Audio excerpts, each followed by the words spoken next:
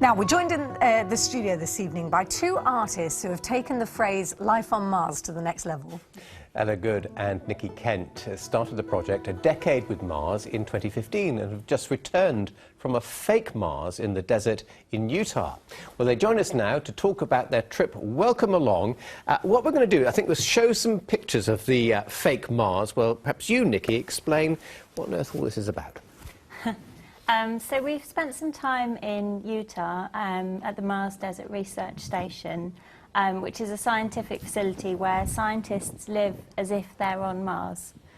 So we went there because we're researching for a new project. We want to build our own space pod or space house. Yeah, all of our work is really about people getting involved. We do like thinking about Mars. And we like the way that by going out into space, you can look back on Earth and think about how we live here. So what's the point of it? In the most polite way. Yeah, in the nicest possible way. Like Nicki said, it's the idea of, space travel offers us a lot of perspective about how we live on our own planet. But that's got a lot to teach us about how we might live in more sustainable ways. Thank you so much for coming in and talking to us about it. Thanks. And I think we've got the point. Exactly. Thank you. Sorry. We finished. It's done. Yeah. It's been 7 years. And it's finally done. It's quite,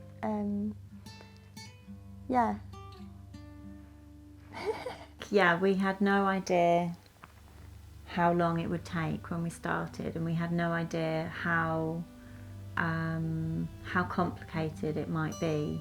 2017, Earth Mars.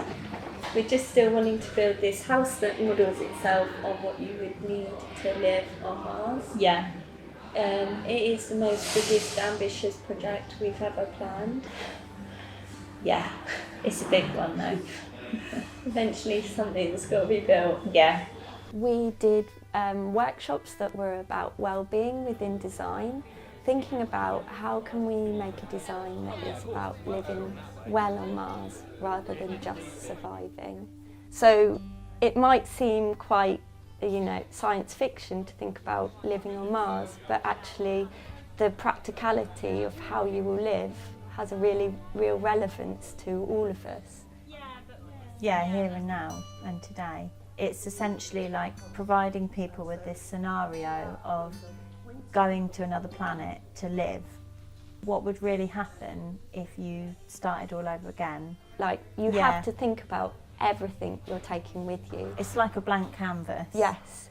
And you also have to think about how can you live with really limited resources. So how can having really the minimal help us redesign how we live here and now? What does it mean to move to Mars? Like, what would that mean for people, for humanity? Should we be taking our history and our culture kind of with us, or would we be starting an entirely new culture?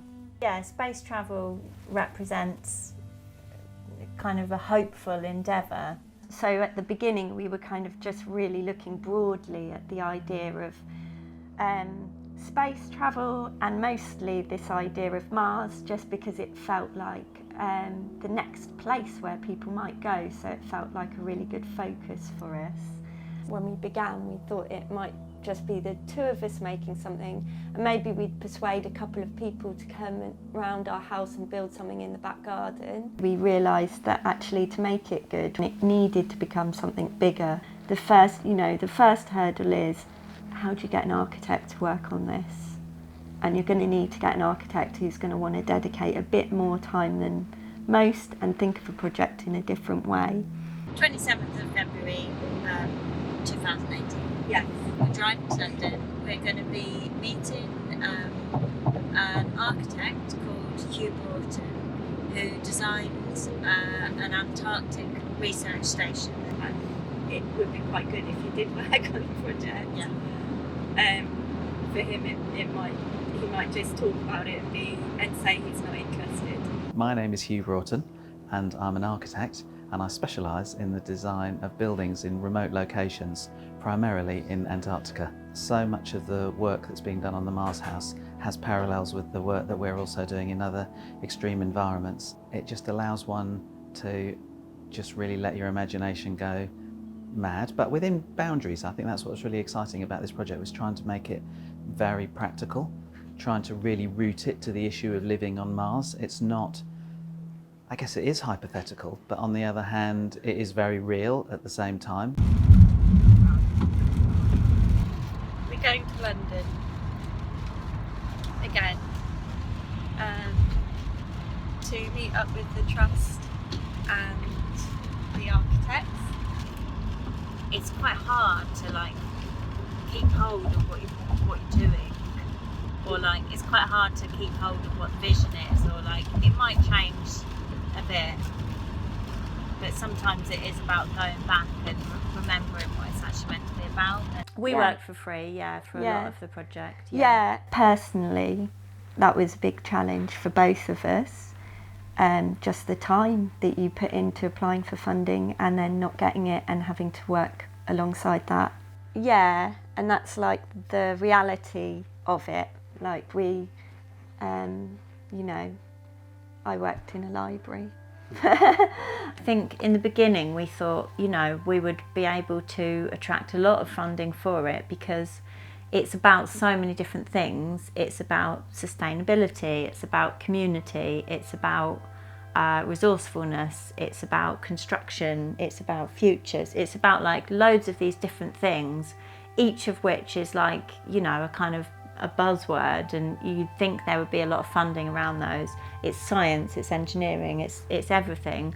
But we actually found that because it was everything, it kind of fell between the gaps. We only had one main funder, who were the Edward Marshall Trust, who really went on a whole journey with us. Yes. They were there from the first concept, the idea, and then they did give us some funding which paid for just the top level of the structure and also the workshops that we ran. We had a little bit of money to really make the whole thing possible. Yes, and then everybody else put in all their time and expertise pretty much for free. The architects, the scientists, the engineers. Yeah. If at any point they would have stepped away from the project once it was being built, it would have ended. But actually we couldn't build because we didn't have money to pay anybody. And the SCF, the Southern Construction Framework, stepped in and they put together a team of building contractors building everything completely for free. Yeah, it was amazing. The outside of the house is more about the real science of the prototype of like, how would you live on Mars and how would your home protect you? The house is going to be designed to be on 2 levels. So the upper level is designed to be on the surface of Mars, and that's because we like to be outside, we like to see the environment around us. The second level, for extra protection, will be under the surface. The building on the surface also needs to protect the people from radiation. And the way that we can do this is by sending up empty bags and then filling them with Martian soil, which is also called regolith, and looks a bit like this, that form a very strong construction and will protect the people inside the house from radiation. We would on Mars have buried the lower floor underground, probably in the lava tubes that already exist on Mars. But here in Bristol, we couldn't dig. So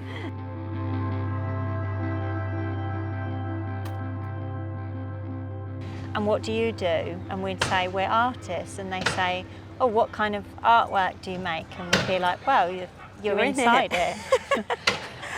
It's like the role of the artist is like, or for us, is like, we kind of set the framework or the conditions, and then guide people through a process of making to bring their own ideas out and make everybody's ideas come to life.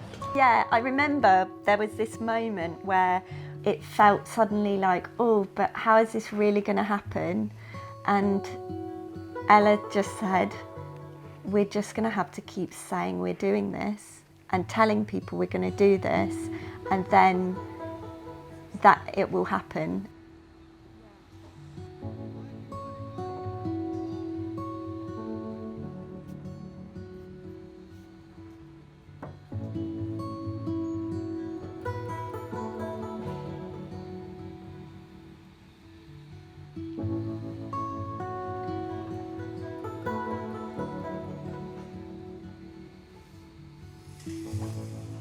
I can't believe it. Oh my God, it's looking massive. Yeah. Well, yeah. Like you're putting it out there. You know. Even though actually I think a lot of people, when they saw it in Bristol, they started messaging us on Instagram and Twitter and being like, oh my God, you've actually done it. Like, I remember you talking about this, 5, 6, 7 years ago, and they've just walked down the harbour side and they've seen it. So people were still pretty surprised that we managed it. Yeah, I think so, yeah. Like, oh my God, look at it. Whoa. Oh, this is a good angle. Whoa. Yeah, a little bit speechless. Yeah. Feels like quite a statement. And it's gold. And a little bit surreal. Yeah. After so long, like, oh, actually, there it is. Yeah. There it is, yeah. It's so eye-catching. People will get involved. Yeah. We're going to be running a group for people who want to co-design the interiors with us. And we've had loads of applicants already. It's really exciting. Yeah. All It kinds is of quite an people. investment to be part of that group as well. It's going to start quite blank inside, certainly in the lower floor, and it will change over the time as people make their ideas and add things to it. It's going to be whatever people come along and help us make it into. The key thing is you're going to Mars. What that means is you bring the human condition with you. Mars almost doesn't matter. It's just another lens that will help you understand how human you are. And what we learn from that around how to live better here, now, today, that's really important. And it became, a group of people that liked to see each other each week and show what they'd been making and their ideas, becoming its own real community. That's a dream of someone making something with people. Imagining what a future Mars is going to be like, it's almost an unfathomably large question. So the angle we're trying to take is how can the objects people are creating give us a lens onto what that future Martian community might look like. Objects tell us so much. We can use objects to ask, who makes these objects? Who are the experts? How do objects connect people? How do objects help you still be yourself? How do objects give you hope at times when things seem really bleak? And at the heart of those questions is what's a viable Martian community? And the objects just speak to that. Do more than just survive on Mars, but thrive. It's a bioluminescent algae. So can you shake it and it lights up. go on to it? Not here. Yes, we do. Oh, right. Yeah. Oh, yeah, it's briny. Oh, yeah. It's going to be quite dark. Okay.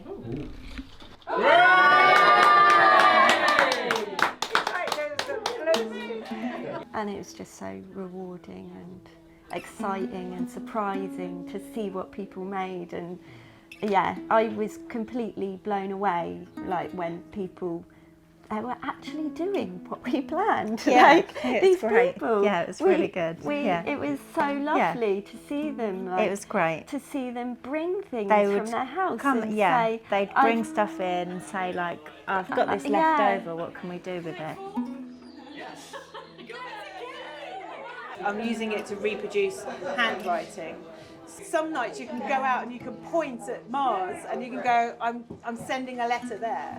So you're going to get the possibility of a slightly more tangible connection, I suppose. Light, yes, yes.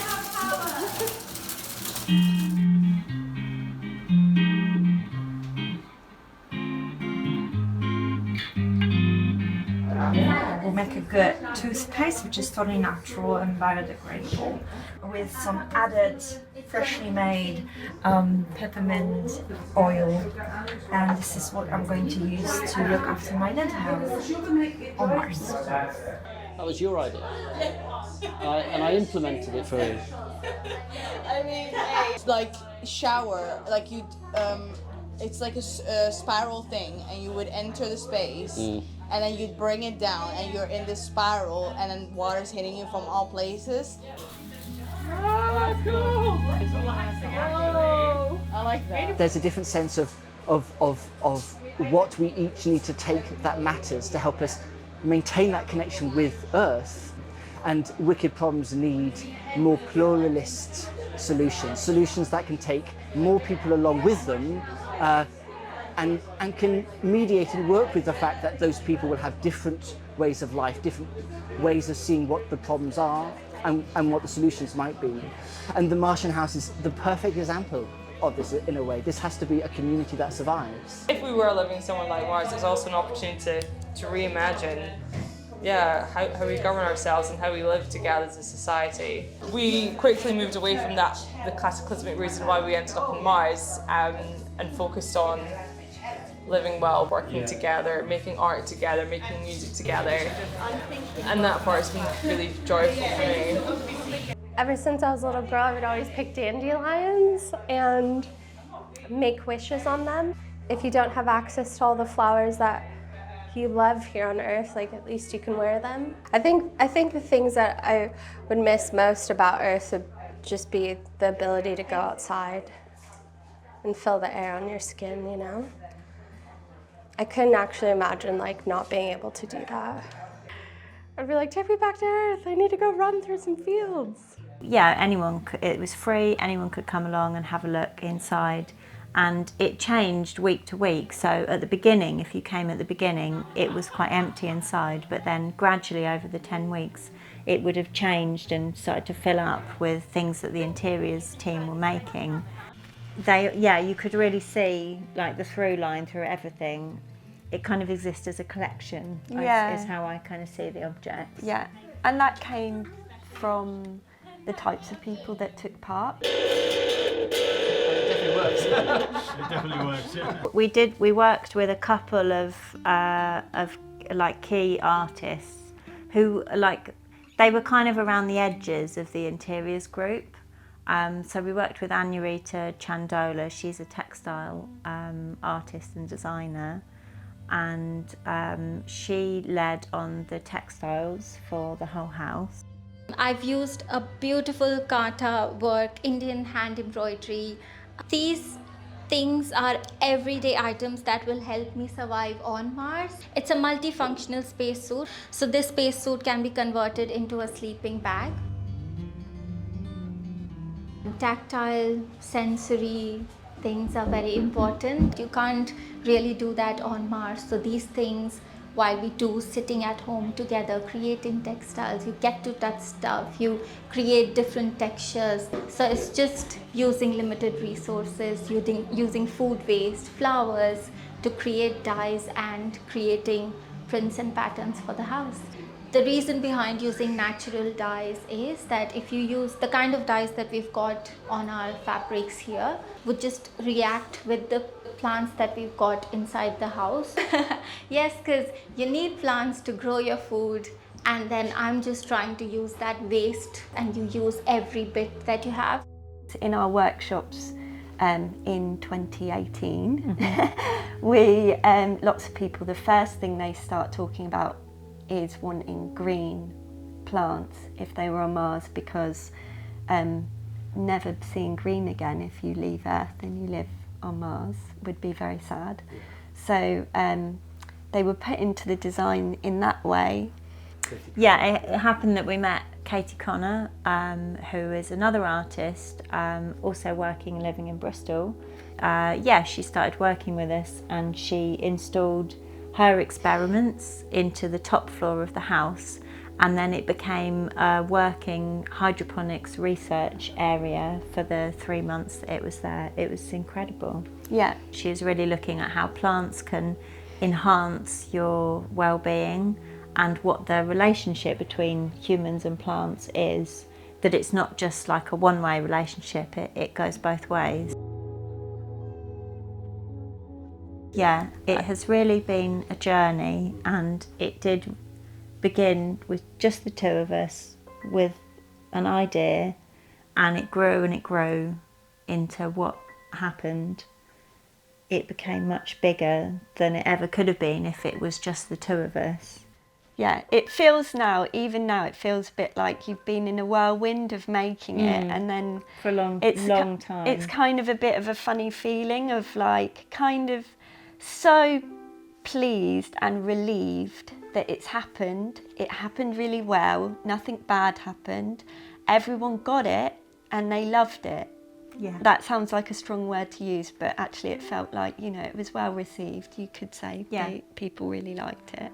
It has been on the news all over the world. Yeah, that in part different of it. languages all around the world. It's been written about in engineering magazines, science magazines, art magazines, architecture journals. It's been picked up by so many different people, and I think that is because there are so many different angles in it, and there's a lot of interest that many different people can find in it, so it can go in all these different places. Yeah, all the things that why you said it didn't get funding. All the things, the reasons why, you know, we didn't get the funding, apparently. It feels funny because it's kind of an exhausted feeling of making something big and also living your life.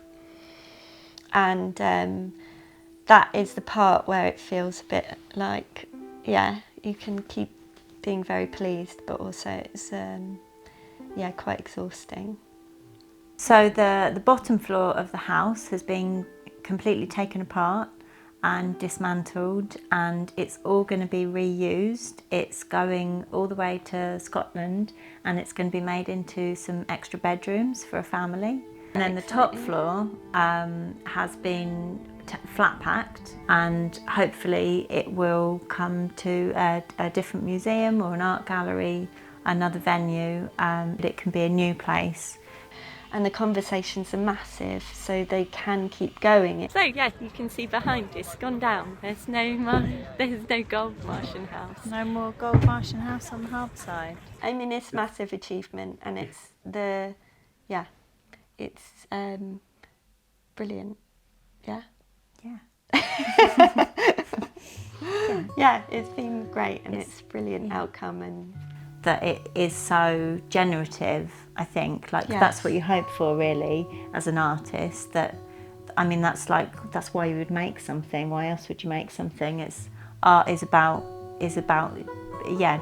generating ideas, and I think that this project really has done that. You make something and you want people to be interested and find it inspiring and exciting, and to have so many people drawn to the project and really investing in it is extremely exciting. And then to watch a community of people happen, it sounds kind of cheesy, but that was the really exciting part, like seeing that. The thing I like is that to think about art is for lots of different types of people, and what being part of that can look like. They just really wanted to be part of it, and that's incredibly exciting to have made something that's how people feel about. Yeah. Yeah, I think there's this thing of people thinking that art is, you know, either in a gallery or just for a certain type of people, or just for, and not for them, but the project, with it being about living and crossing so many different types of disciplines, it then really opened up it to involve lots of different types of people in Bristol who might not have walked into a gallery and started taking part in something. Yeah, I think it does really open up the idea of what art can be.